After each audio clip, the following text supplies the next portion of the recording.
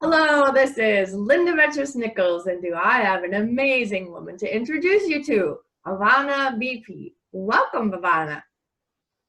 Thank you Bhavna. so much, Linda. Say your name again. Thank I you. do it up every time. No worries, everybody gets it wrong. I know, right? Say it again. Bhavna. Yeah, there's this extra breath in there, though. Certainly us Americans. Oh, my goodness. Okay, so we're going to talk about time and space. And so the main topic is soul journey. And so how do you see time and space, especially, going through your own soul journey? Did time and space change for you and how you viewed it? Well, yes. Time and space, as I see it, I can break that into two parts, which is one, if you want to talk about the physics concept or the phenomenon as it is.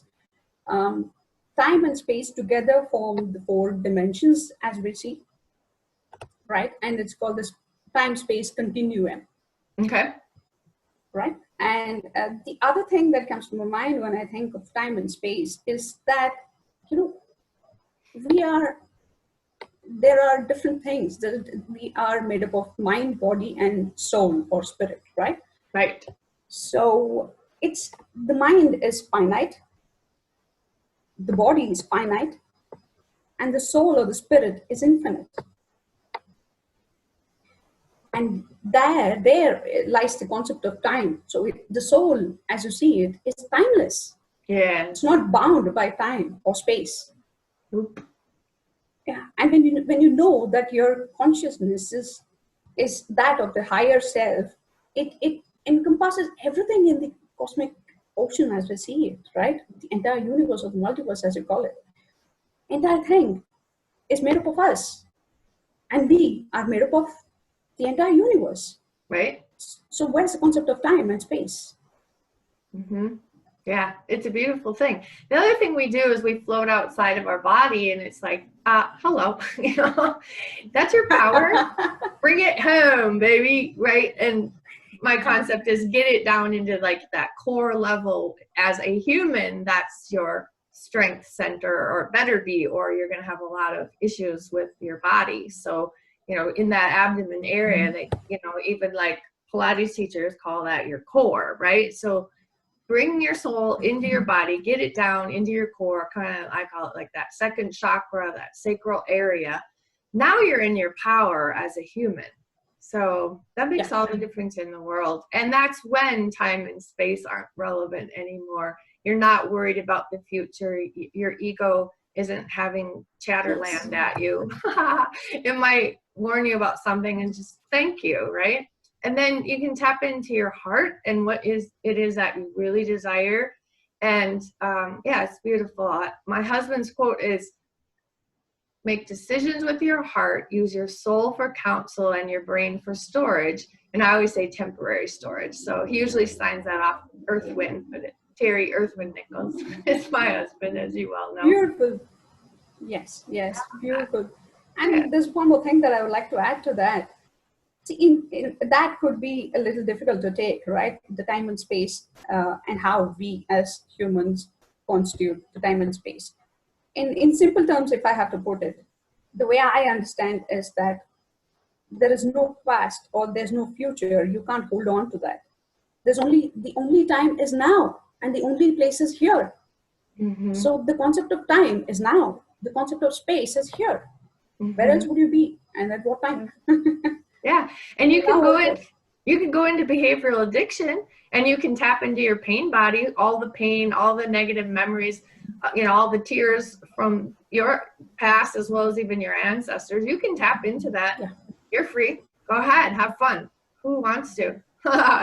And then the ego worries about the future, right? And if you're not listening to the ego and saying thank you, right, and then checking in with your intuition and just feel the thing, do it anyways. It's, if you're still listening to ego, or if you're trying to push ego away, it's going to get louder and louder, and it's going to go over and recruit the pain body and find those memories to get you crying, get you scared, whatever it's warning you against. It's gonna go find proof. So when we're at the level of the soul, you're not really, hearing even the ego, and you're certainly not tapping into your pain body.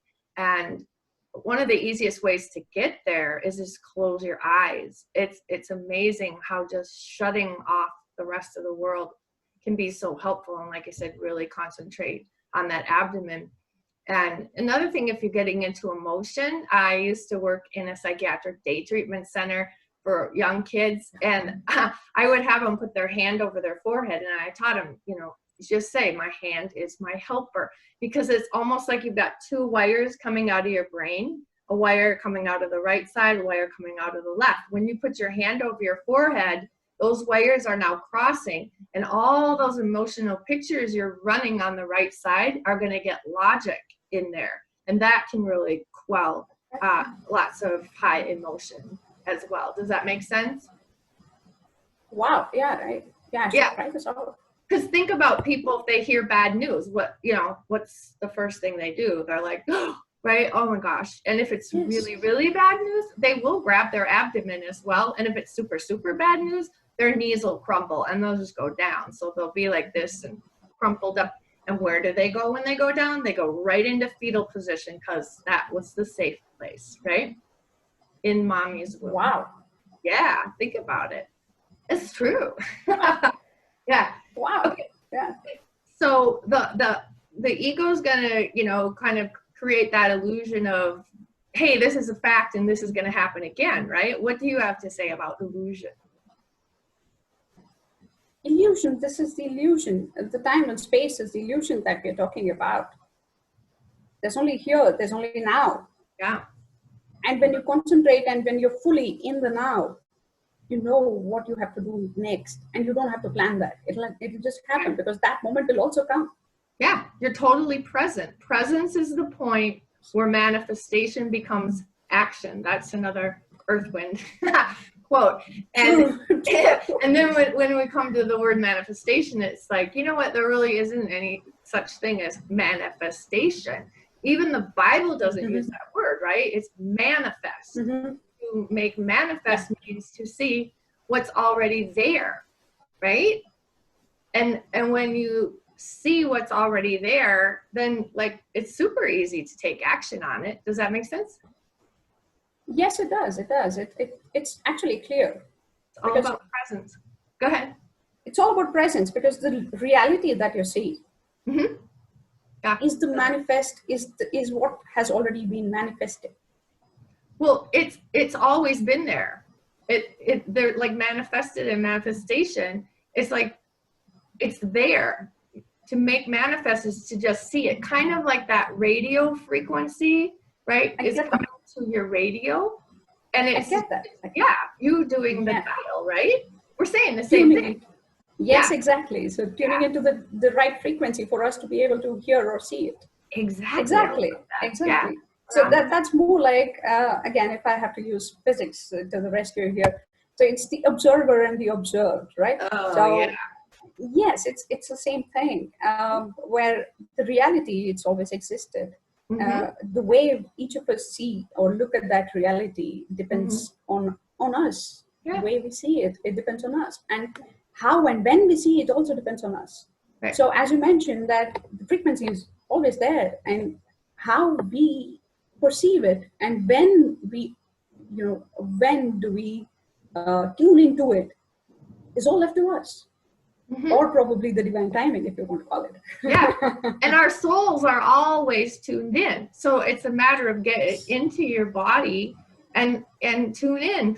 Yes. The soul's always tuned in. It's the human that's not.